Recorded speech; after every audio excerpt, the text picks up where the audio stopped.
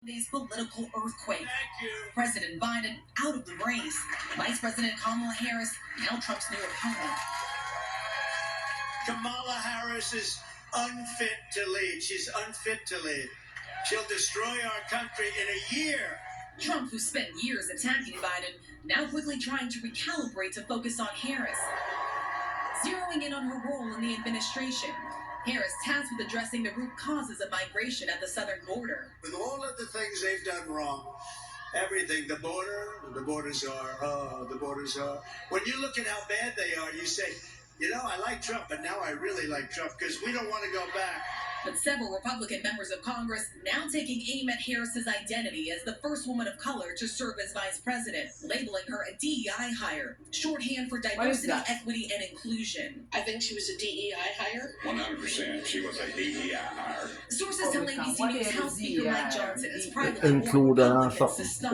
This is not personal with regard to Kamala Harris. And her ethnicity, her gender had nothing to do with this whatsoever. Today in the New York Times, Hillary Clinton writing of Harris, I know she can defeat Donald Trump. But Clinton adding, I know a thing or two about how hard it can be for strong women candidates to fight through the sexism and double standards of American politics. Noting Harris will face unique additional challenges as the first Black and South Asian woman to be at the top of a major party's ticket. And on social media, Clinton showing this 2021 clip of Trump's running mate, Senator J.D. Vance, disparaging Harris for not having children. We're effectively run in this country via the Democrats, via our corporate oligarchs, by a bunch of childless cat ladies who are miserable at their own lives and the choices that they've made, and so they want to make the rest of the country miserable too. And it's just a basic fact. You look at Kamala Harris, Pete Buttigieg, AOC, the entire future of the Democrats is controlled by people without children. Hillary Clinton's reaction, what a normal, relatable guy who certainly doesn't hate women having freedoms. But here in North Carolina, Trump supporters we spoke to say they're worried about the new excitement Harris could bring to the race. Do you think it could be more of a challenge for Trump that Harris is on the ticket?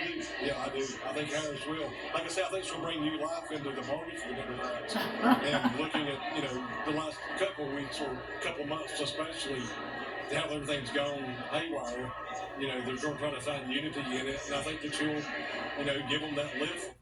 Really interesting to hear from Democrats and Republicans that they believe that Kamala Harris, whether you're going to support her or not, is injecting new energy into this race. Rachel, I want to ask you about something that just came out moments ago, this image. I know you're read in on this. Apparently Donald Trump watching President Biden in the Oval Office a short time ago. And what are you learning? Yeah, David, the former president wrapped up his rally here in North Carolina just minutes before President Biden gave this Oval Office address.